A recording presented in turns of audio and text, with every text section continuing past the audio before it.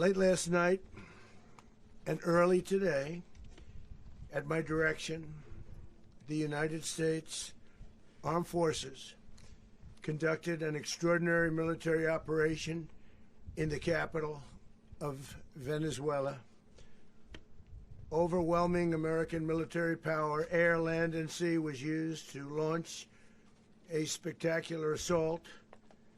And it was an assault like people have not seen since World War II. It was a force against a heavily fortified military fortress in the heart of Caracas to bring outlaw dictator Nicolas Maduro to justice. This was one of the most stunning, effective, and powerful displays of American military might and competence in American history. And if you think about it, we've done some other good ones, like the attack on Soleimani,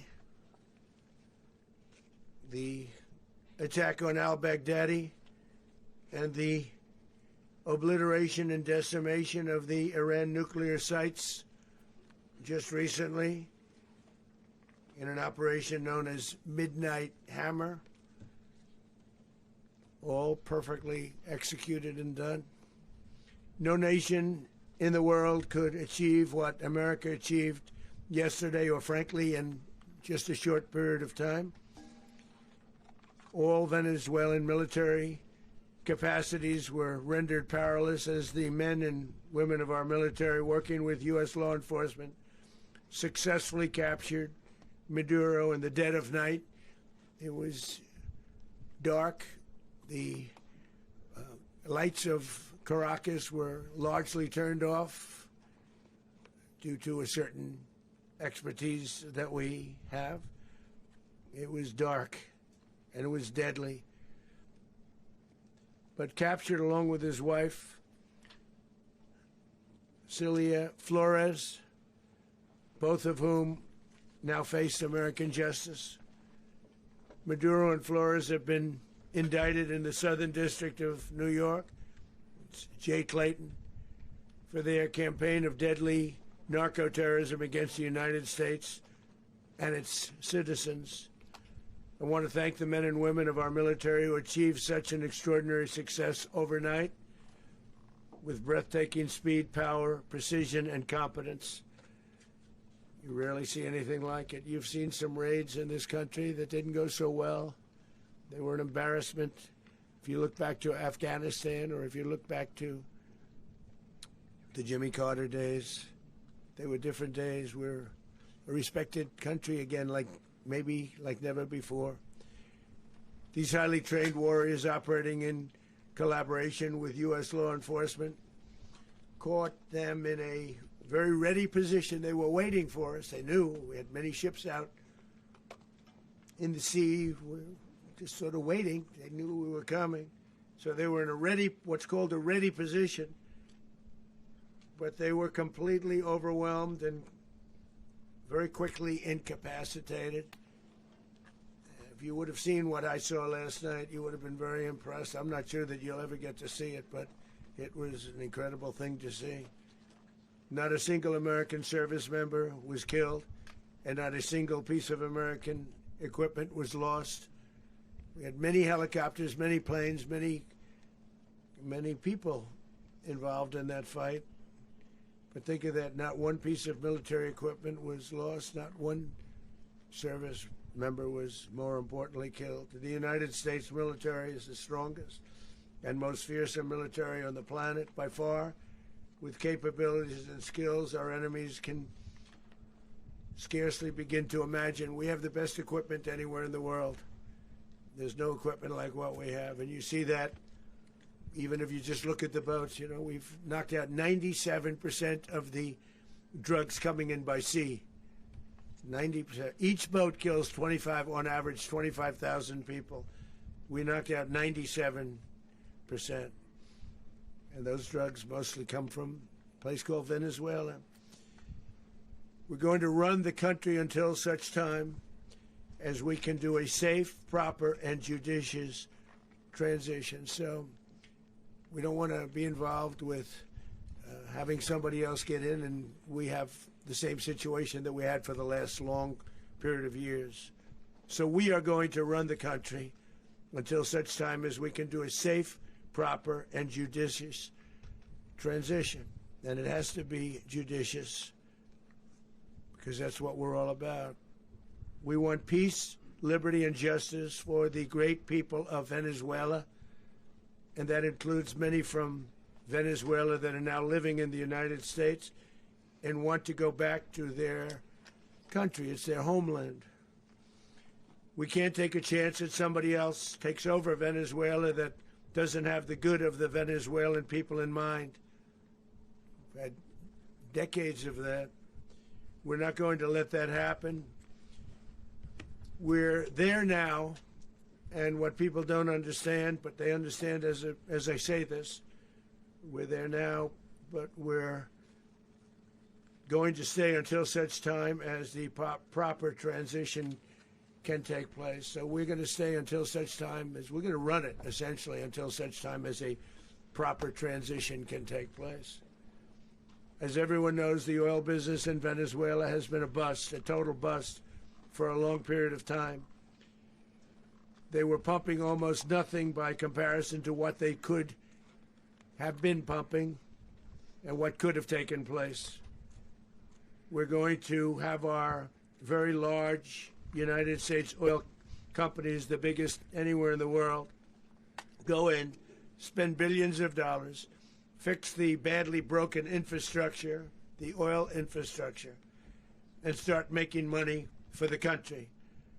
And we are ready to stage a second and much larger attack if we need to do so. So we were prepared to do a second wave if we needed to do so. We actually assumed that a second wave would be necessary, but now it's probably not.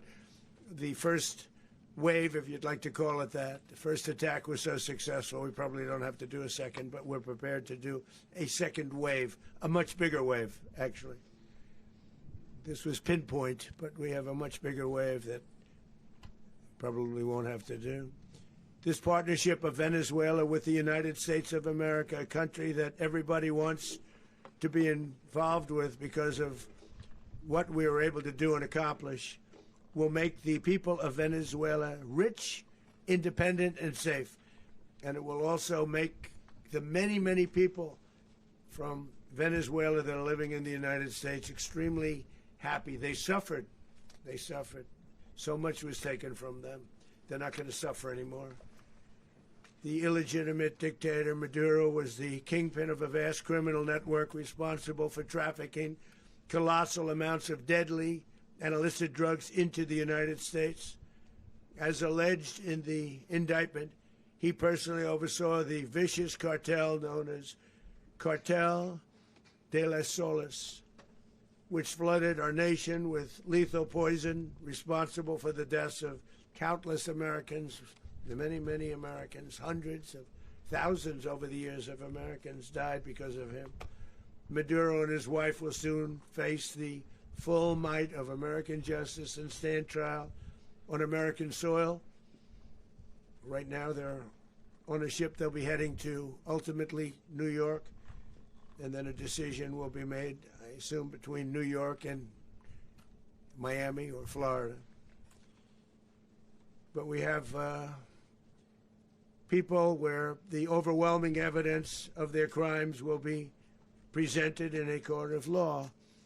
And I've seen it. I've seen what we have. It's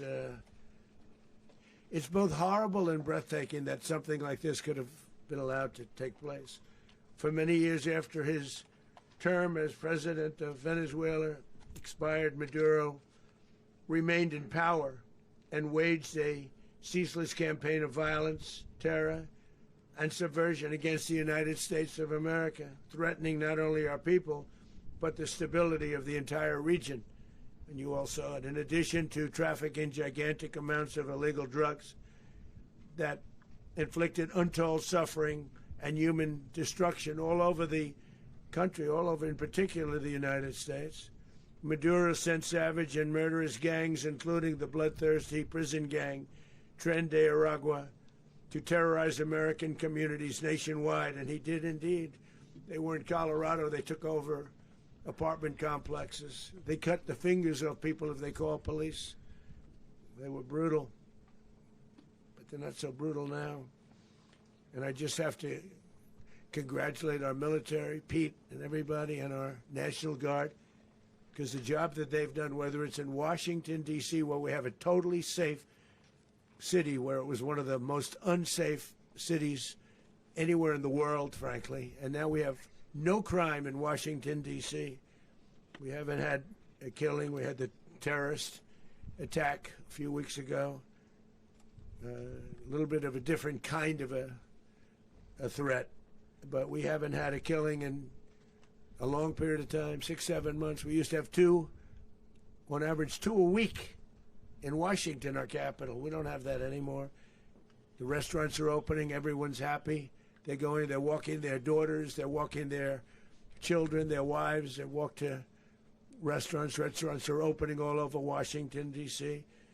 So I want to thank the National Guard. I want to thank our military. And I want to thank law enforcement.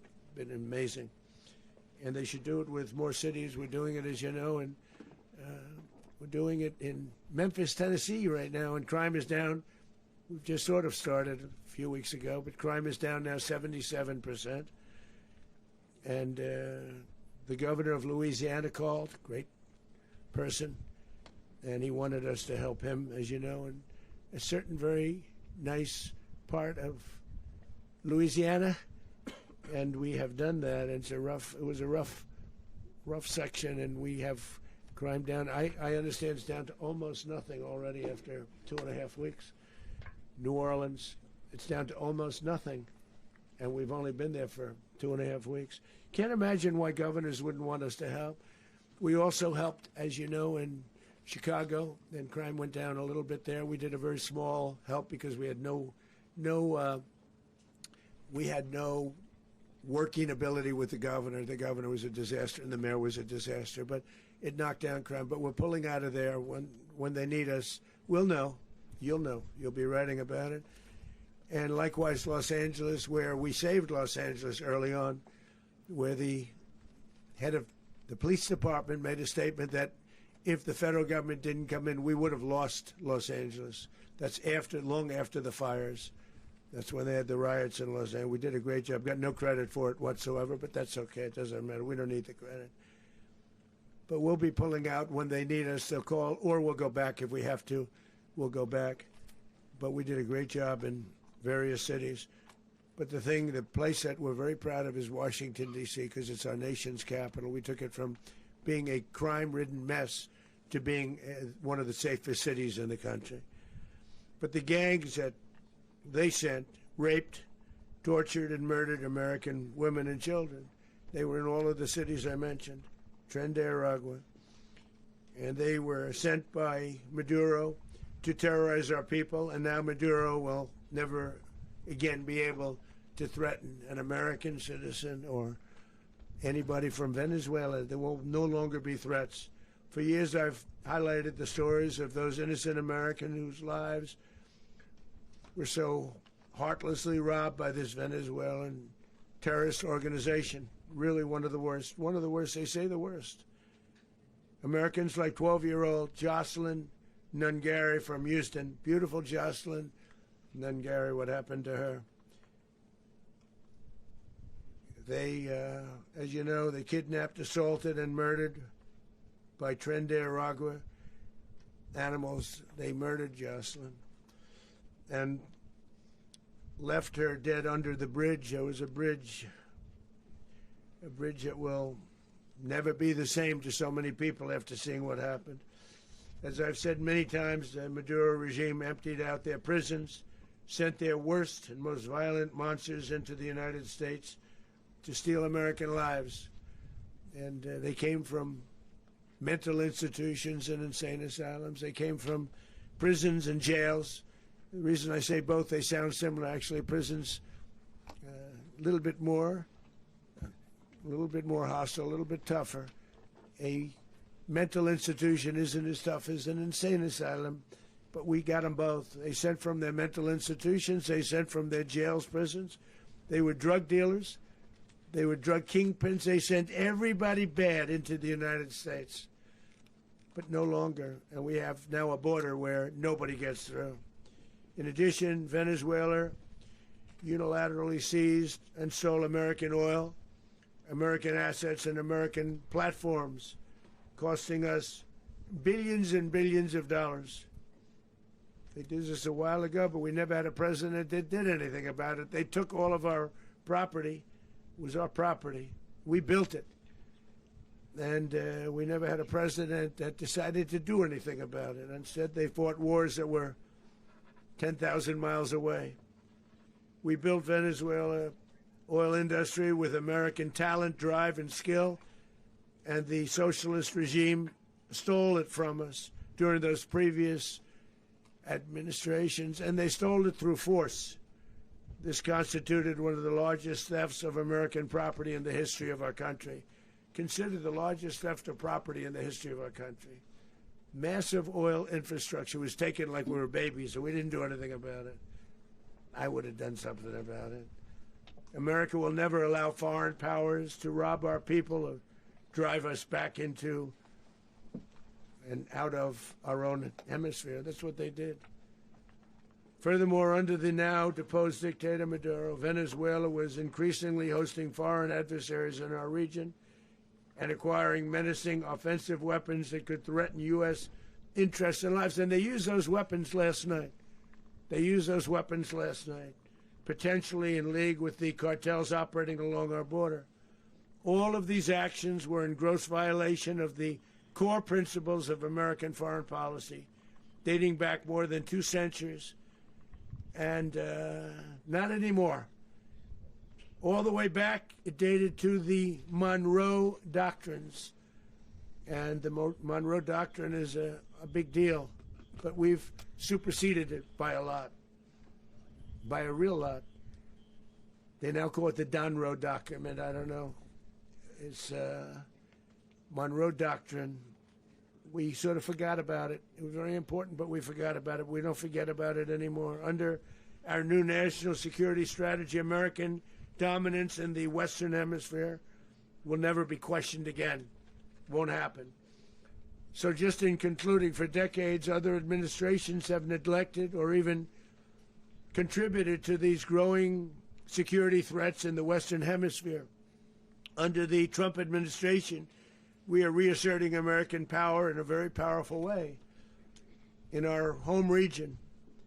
And our home region is very different than it was just a short while ago. The future will be, and we did this in my first term. We had great dominance in my first term, and we have far greater dominance right now. Everyone's coming back to us. The future will be determined by the ability to protect commerce and territory and resources that are core to national security. These are core to our national security. Just like tariffs are, they've made our country rich, and they've made our national security stronger than ever before. But these are the iron laws that have always determined global power, and we're going to keep it that way. We will secure our borders, we will stop the terrorists, we will crash the cartels, and we will defend our citizens against all threats, foreign and domestic. Other presidents may have lacked the courage or whatever to defend America, but I will never allow terrorists and criminals to operate with impunity against the United States.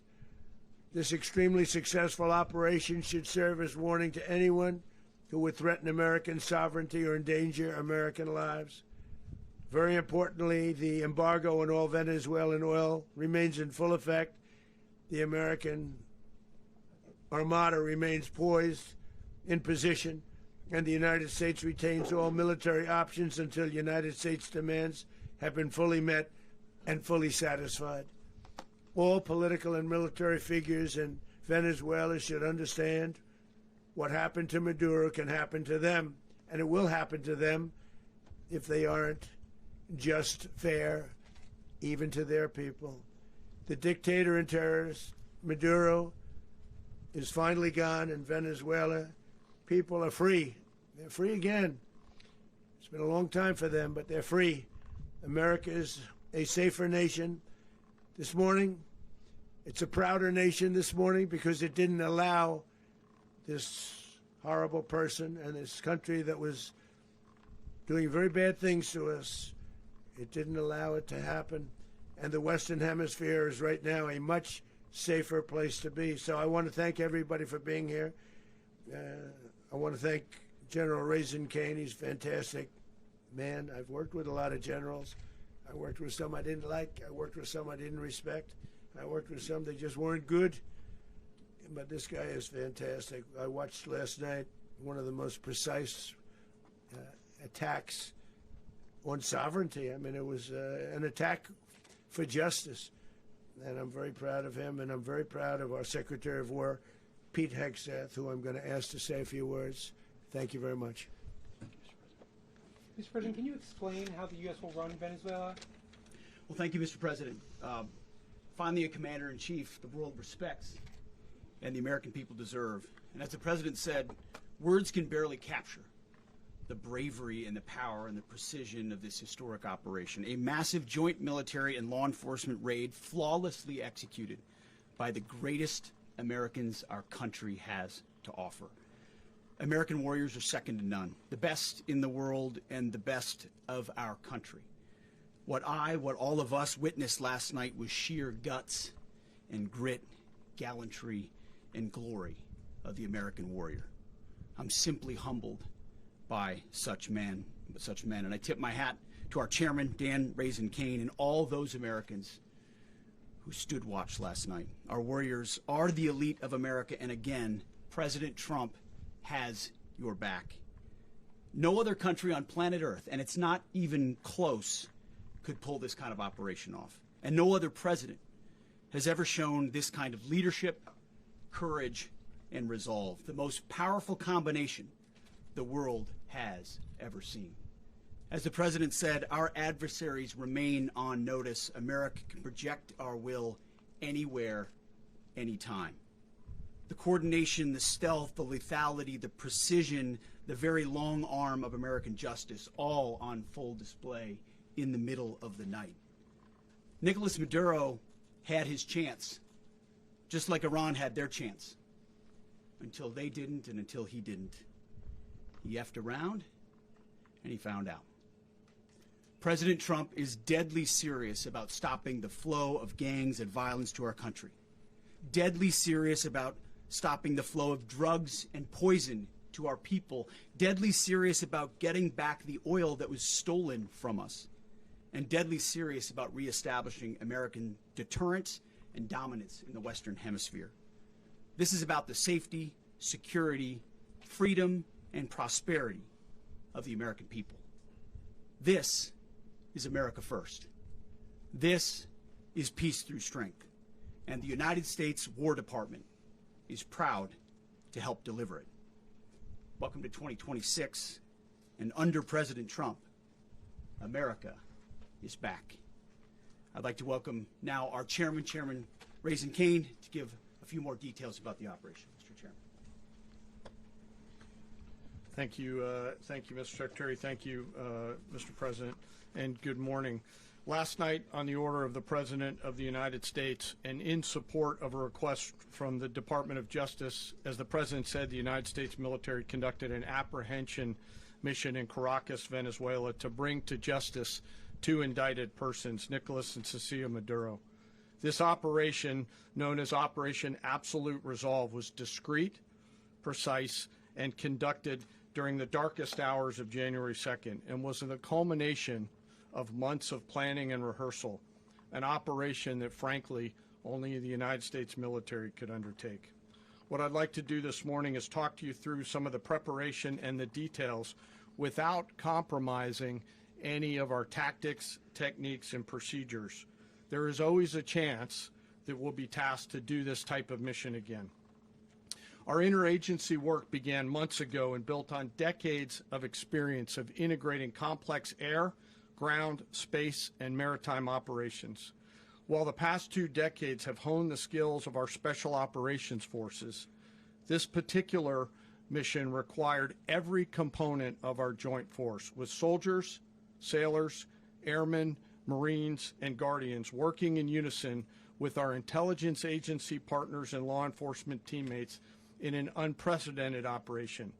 We leveraged our unmatched intelligence capabilities and our years of experience in hunting terrorists, and we could not have done this mission without the incredible work by various intelligence agencies, including the CIA, NSA, and NGA.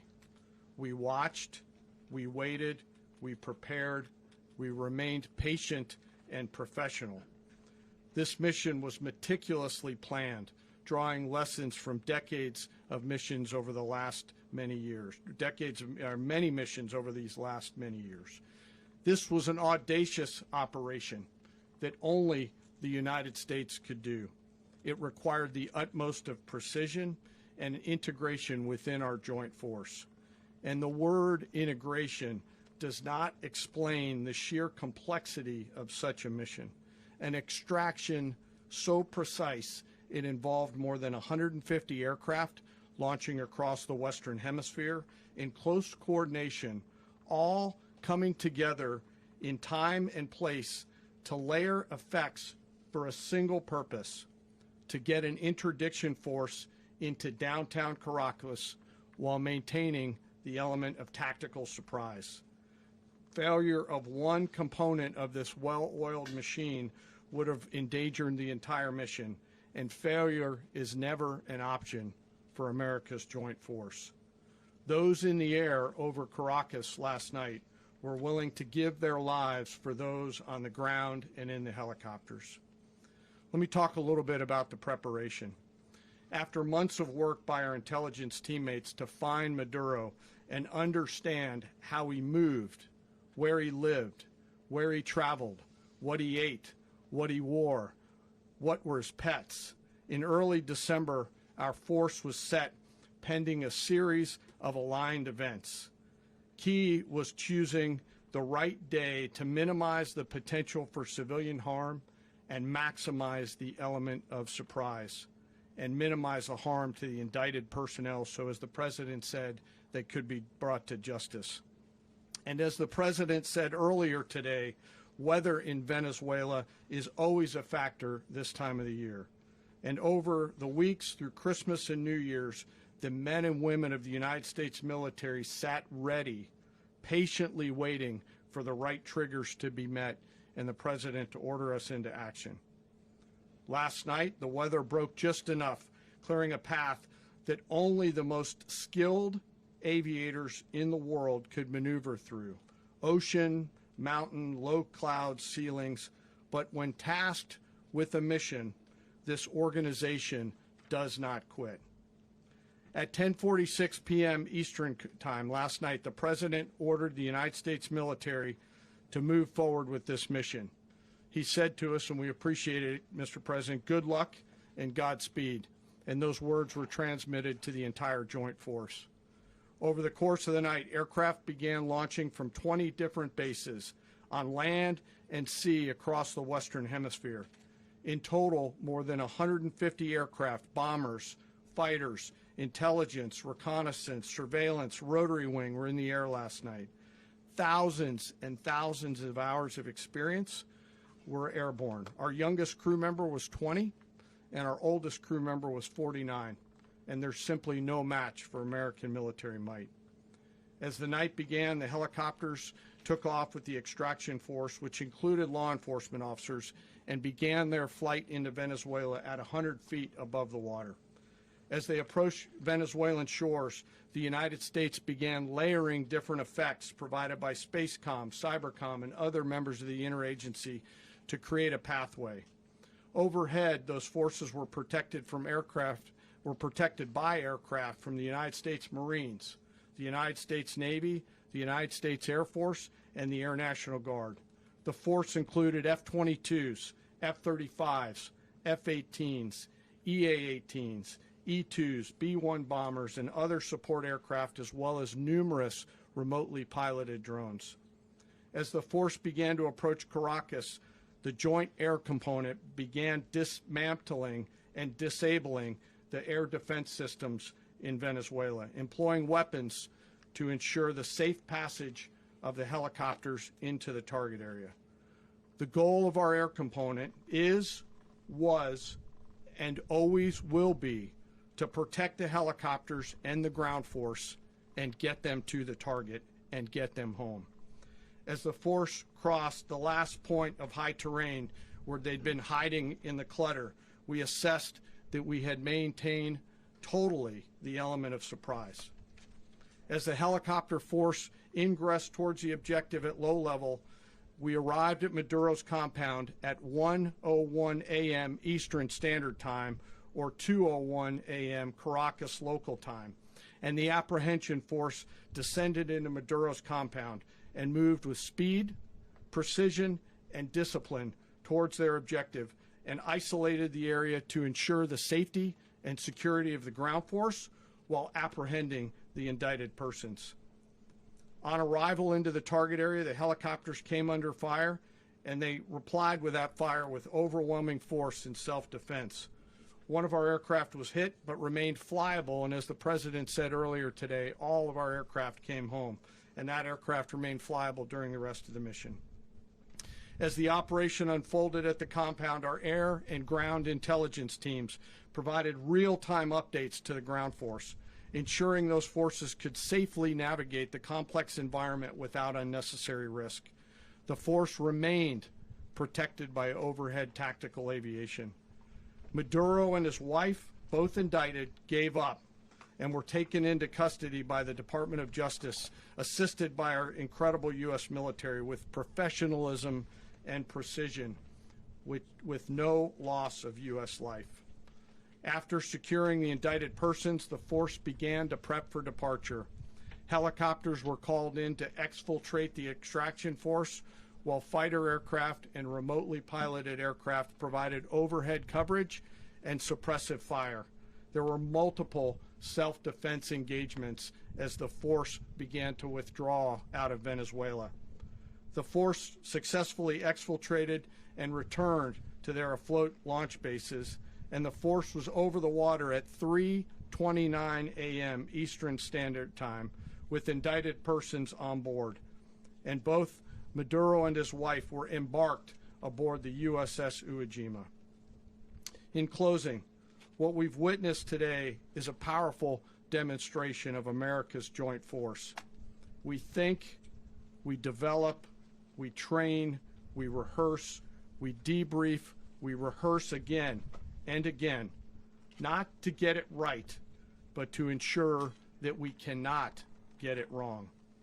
Our jobs are to integrate combat power so when the order comes, we can deliver overwhelming force at the time and the place of our choosing against any foe anywhere in the world. I am immensely proud today of our joint force and filled with gratitude to represent them here today. There is simply no mission too difficult for these incredible professionals and the families that stand by them and support them. As we stand here this morning, our forces remain in the region at a high state of readiness, prepared to project power, defend themselves, and our interests in the region. This operation is a testament to the dedication and unwavering commitment to justice and our resolve to hold accountable those who threaten peace and stability. In closing, I want to express my heartfelt gratitude to the brave men and women who executed this mission. Their courage and tireless commitment to our nation are what makes us strong. Thank you, Mr. Secretary, and thank you, Mr. President. Well, I don't have much to add to what you've heard now, other than the following points. Nicolas Maduro was indicted in 2020 in the United States. He is not the legitimate president of Venezuela. That's not just us saying it. The first Trump administration, the Biden administration, the second Trump administration, none of those three recognized him. He's not recognized by the European Union and multiple countries around the world. He is a fugitive of American justice with a $50 million reward, which I guess we saved $50 million. And We should make sure. yeah, exactly. But Don't let anybody claim it. Nobody deserves it but us. but I want to be clear about one thing. Nicolas Maduro had multiple opportunities to avoid this. He was provided multiple very, very, very generous offers, and chose instead to act like a wild man. Chose instead to play around, and the result is what we saw tonight. The other message here is the following. You have a guy, like many people around the world, they like to play games. You have a guy who decides he's going to invite Iran into his country, is going to, do the confiscation of American oil companies, is going to flood our country with gang members, is going to take Americans prisoner and try to hold them for hostage and trade them like he was able to do with the Biden administration. Basically likes to play games all this time and thinks nothing's going to happen. And I hope what people now understand is that we have a president. The 47th president of the United States is not a game player. When he tells you that he's going to do something, when tells you he's going to address a problem, he means it. He actions it.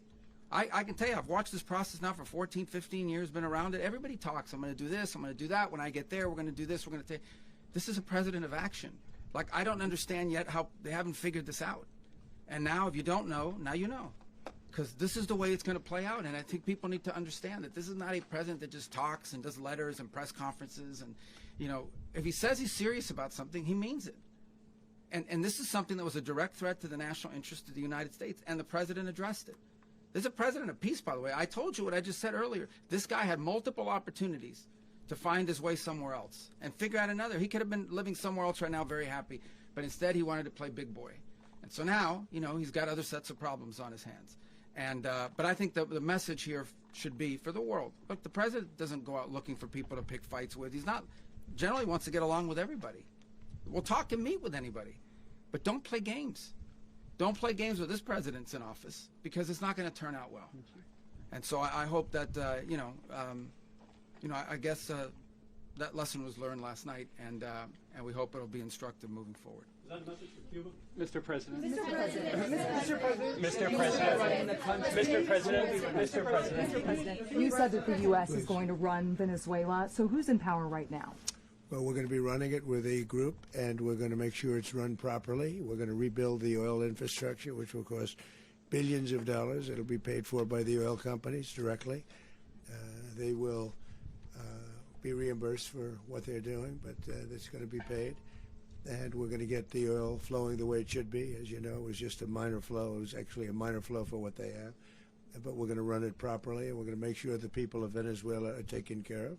We're going to make sure the people that were forced out of Venezuela by this thug are also taken care of. Mr. President. Mr. President. Mr. President. Mr. President. President, does the U.S. running the country mean that U.S. troops will be on the ground? How will that work?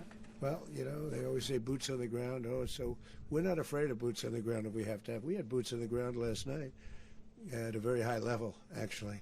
We're not afraid of it. We don't mind saying it.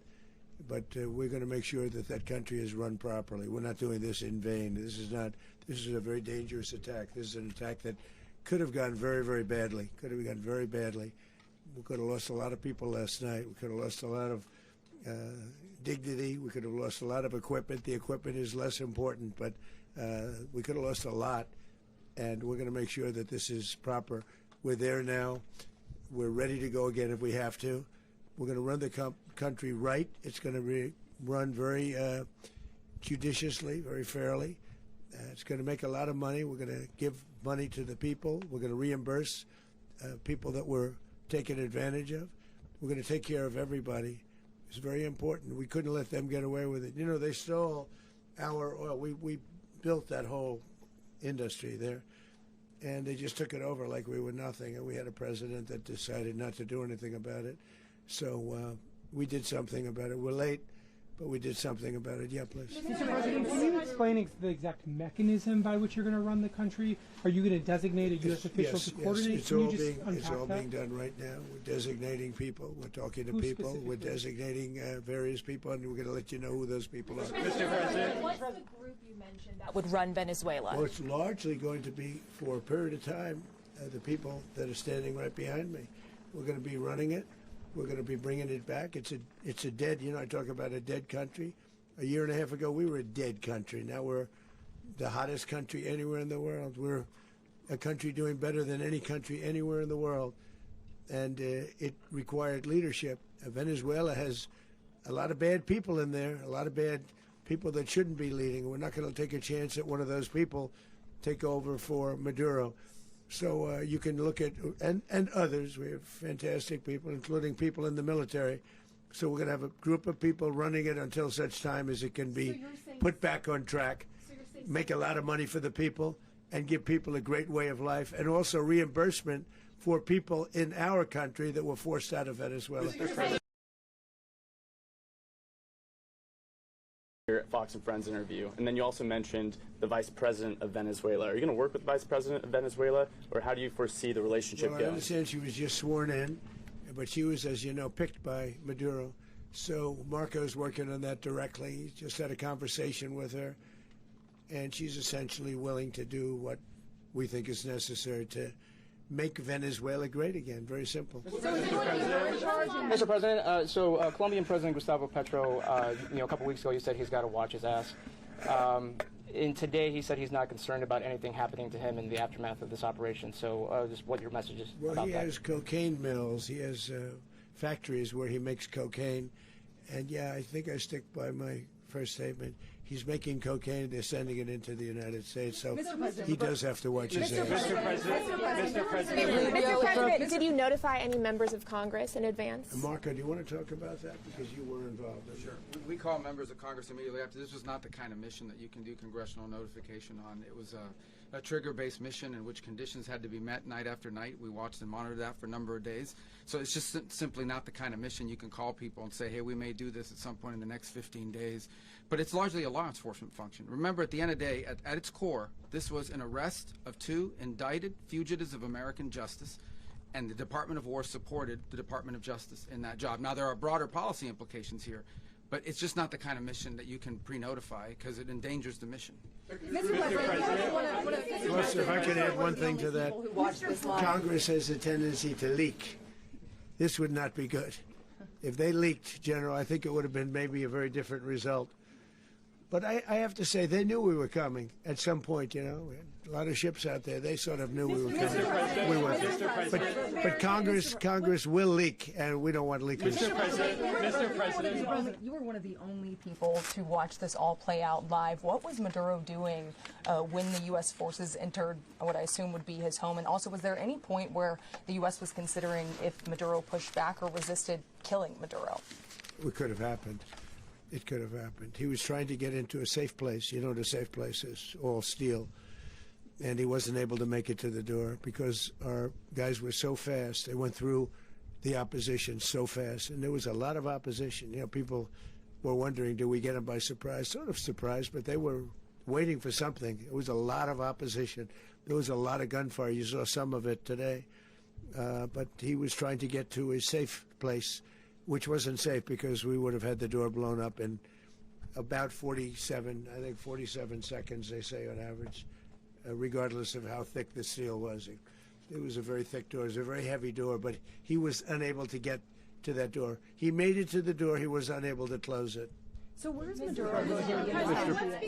Go ahead, finish. Where is Maduro going to be in the time being right now? Do you know his exact Well, whereabouts? eventually, ultimately, in the near future, he's going to be brought to New York. And where is he going to be held? Where is he going to be held in New York? Do you know? That's going to be up to the officials that do these things. Mr. President, the U.S. has something of a mixed track record of ousting dictators without necessarily a plan for what comes afterwards. Not with Did me, that weigh on your decision Well, that's making? when we had different presidents, but with me, that's not true. With me, we've had a perfect track record of winning. We win a lot, and we win. If you look at Soleimani, you look at al-Baghdadi, you look at the Midnight Hammer. Midnight Hammer was incredible. Right now, you wouldn't have peace in the Middle East. We have essentially peace in the Middle East because of that. If we weren't successful with Midnight Hammer, you wouldn't have peace in the Middle East. So, with me, you've had a lot of victory. You've had only victories. You've had no losses. Yeah. Mr. President, can you? How long do you expect the U.S. to run Venezuela, and how soon do you want the Venezuelan people to hold elections? So I'd like to do it quickly, but it takes a period of time. We're rebuilding. We have to rebuild their whole infrastructure. The infrastructure is rotted. It's actually very dangerous. It's blow-up territory. Oil is very dangerous. It's a very dangerous thing to take out of the ground. can kill a lot of people. It has killed a lot of people doing just that. The infrastructure is old, it's rotted.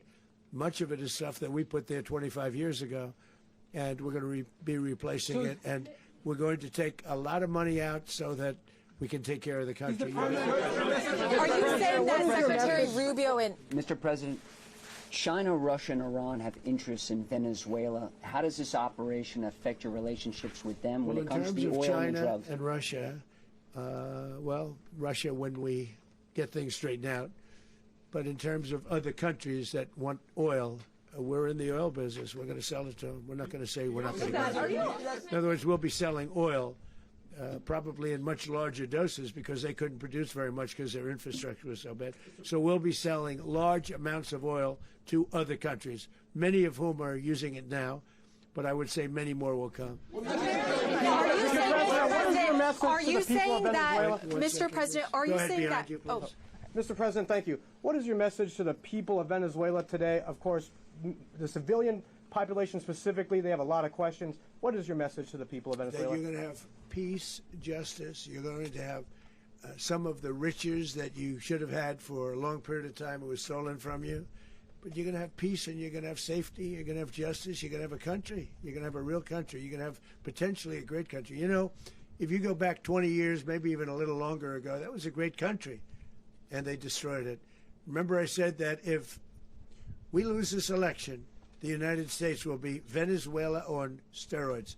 That's what would have happened. Had we lost the election, the 2024 election, we suffered so badly when you look at the border from 2020. What they did, what Joe Biden administration did to our country should never be forgotten. But if we had to go through another year of that, we wouldn't have. We would be exactly where Venezuela was in terms. I used to say, if they win, we're going to be Venezuela on steroids, and that's what would have happened. President, thank you. Are you saying that Secretary Hegseth and Rubio are going to be running Venezuela, and will you be sending in U.S. military They're troops going to to be a provide? team that's working with the people of Venezuela to make sure that we have Venezuela right. Because for us to just leave, who's going to take over? I mean, there is nobody to take over. You have a vice president who's been appointed by Maduro. And right now she's the vice president, and she's, I guess, the president. She was sworn as president just a little while ago.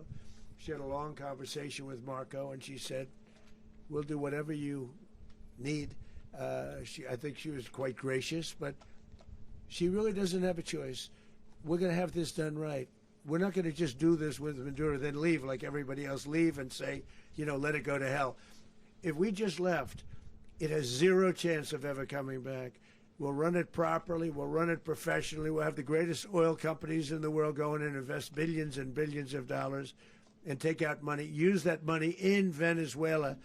And the biggest beneficiary are going to be the people of Venezuela. And also, I can't stress this strongly enough, the people that got thrown out of Venezuela that are now in the United States, and frankly, some want to stay and some probably want to go back. Yeah. So, Mr. President, what's being done to protect Americans in the country, and were any of the detained Americans Well, right now they're rescued very last protected night? because nobody's going to mess with us. They're very protected. The people of, and we let them know that you better not touch one of them.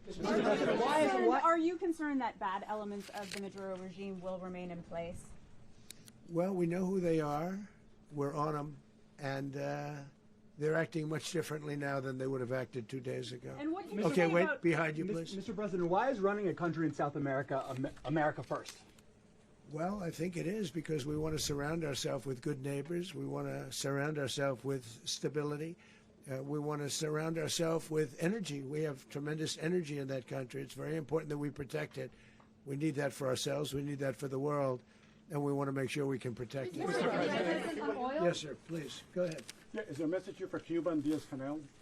Well, Cuba is an interesting case. Cuba is, you know, not doing very well right now. That system has not been a very good one for Cuba. The people there have suffered for many, many years.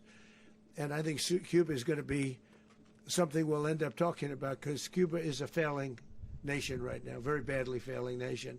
And we want to help the people of it's very similar in the sense that we want to help the people in Cuba, but we want to also help the people that were forced out of Cuba and living in this country. Do you want to say something about that, Marco, please?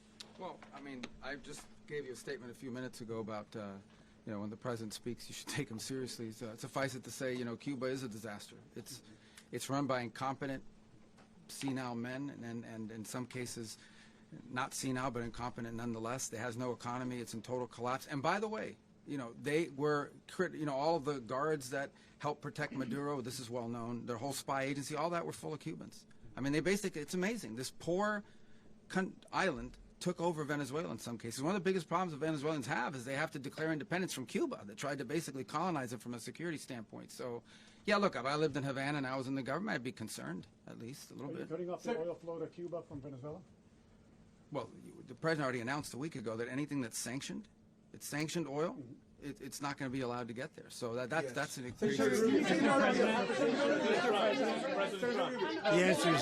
answer is yes. Mr. President. Mr. President, is the U.S. aware of the location of opposition leader Machado, and have you been in contact with her? No, we haven't. No, we haven't. Mr. President, on Monday. Oh, I think it would be very tough for her to be the leader. She doesn't have the support within or the respect within the country. She's a very nice woman, but she doesn't have the respect. Mr. President, is it possible that the U.S. ends up administrating Venezuela for years? Well, it won't cost us anything because the money coming out of the ground is very substantial, so it's not going to cost us anything. So the U.S. isn't going to dedicate we will. Money to Well, we want safety there. We want to be surrounded by countries that aren't housing all of our enemies all over the world. That's what was happening, and you don't want to have that. But we're going to be rebuilding, and we're not spending money. The oil companies are going to go in. They're going to spend money. We're going to take back the oil that, frankly, we should have taken back a long time ago. A lot of money is coming out of the ground. We're going to get reimbursed for all of that. We're going to get reimbursed for everything that we spend. So it's going to be a very important. This is a very big evening that took place last night. We have to be surrounded by safe, secure countries, and we also have to have energy. Very important. We have to have energy that's real energy, not where they're getting 4% and 5% of the energy out of the ground. You take a look. It was such a disaster. So what's going to happen with Venezuela, I think, over the next period of a year is going to be a great thing, and the people of Venezuela will be the biggest beneficiaries. Mr. President, on Monday, U.S. military. Mr. President, thank you. What did you last speak to Maduro about when you spoke? And is the Well, US I don't want to at get war into with the Venezuela? conversations, but I did have conversations with him, and I said, you got to surrender. And I actually thought he was pretty close to doing so, but now he wished he did, yeah. Mr. President, can you explain, you said that Maduro is responsible for drug trafficking. You recently pardoned the former president of Honduras who was convicted on many drug trafficking. Can you explain how these two situations are different? And would you ever pardon Maduro? I endorsed, as you know, the winning president, the man who won in Honduras. I endorsed the man who won in Chile. I endorsed the man who won in Argentina. And we are doing very well with that whole group. What the man that I pardoned was, if you could equate it to us, he was treated like the Biden administration treated a man named Trump. That didn't work out too well for them. This was a man who was persecuted very unfairly. He was the head of the country. He was persecuted very unfairly. And there are a number of them. And we felt that it was a very unfair situation that happened to him. He's also a party member of the man who won. So obviously the people liked what I did. And one of the reasons that was done is because of the fact that the party in power felt very strongly that that man was treated very badly. I studied it very quickly, and then I studied it in great detail. I went to a lot of the people standing behind me, and they felt that that man was persecuted and treated very badly. That's why I gave him a pardon. Mr. President, you referenced boots on the ground earlier. Can you just sort of button this up? Do you envision the U.S. military having a presence in Venezuela as the U.S. runs that country? No, we're going to have a presence in Venezuela as it pertains to oil, because we have to have, we're sending our expertise in. So you may need something, not very much. But no, we're going to be taking out a tremendous amount of wealth out of the ground, and that wealth is going to the people of Venezuela and people from outside of Venezuela that used to be in Venezuela. And it goes also to the United States of America in the form of reimbursement for the damages caused us by that country. So I want to thank you all very much. Thank you. Do you have one? Yes, please. You were so nice before. I'm going to give you the final question. Go Thank ahead. you, Mr. Unless President. it's a bad question, in It's which about case I'll Putin. go one word. It's about who? It's about Putin, if you want. About Putin. Well, Okay. that's always nice You had to a phone. talk about Putin. You had a phone call with him Yeah. on Monday. Did he talk at all about Maduro? Did y'all talk about this? No, we didn't. And We then- never spoke about Maduro. Are you mad at him right now? I mean, there's this I'm not intelligence. thrilled with Putin. I'm not thrilled with Putin. He's killing too many people. There was that I intelligence. thought that would be so. I settled 8 1/4 war. You know what the 1/4 was? Thailand and Cambodia. I did it again. They broke out, and I did it in about 5 hours, and I settled it. I'm giving myself 1/4, so I'm up to now 8 1/4. In other words, I settled the war, but then they broke out. They had a pretty bad breakout over the last 4 days. I got them to go back to peace.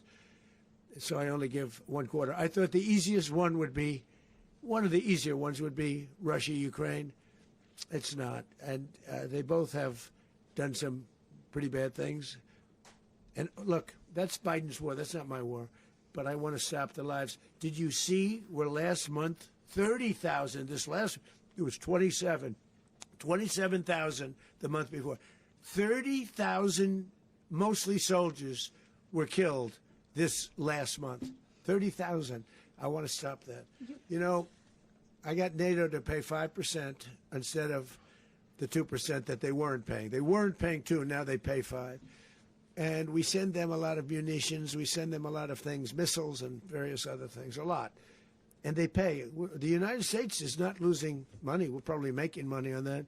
It's the last thing I care about. I just want to stop all those people. We're losing 25, 30,000 human beings. They come from 2 places that are very far away.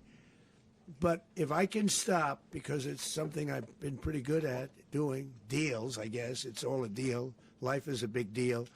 But if I can stop that war and stop 30,000 young people, in addition to the fact that people are being killed in Kiev, people are being killed in other cities throughout, a much smaller number, but they're being killed, viciously killed. So I'm not happy about it. I thought that would be something that would get solved. We have Mr. Witkoff here. I think that we're making progress, but that's a war that should have never happened. If I were president, it would have never happened. Putin says it. Everybody says it. If I were president, that would have never happened. But I inherited that war. That was Joe Biden, Zelensky, and Putin. I came into the situation, and it's a mess. And I will say this. I watched an operation last night that was so precise, that was so brilliant. I mean, it was incredible. If we had our people, like this general and our people involved, that war would not have gone on very long, that I can tell you. You told me That war, to use an old term, that war has become a bloodbath, and we want it to get stopped. Thank you very much.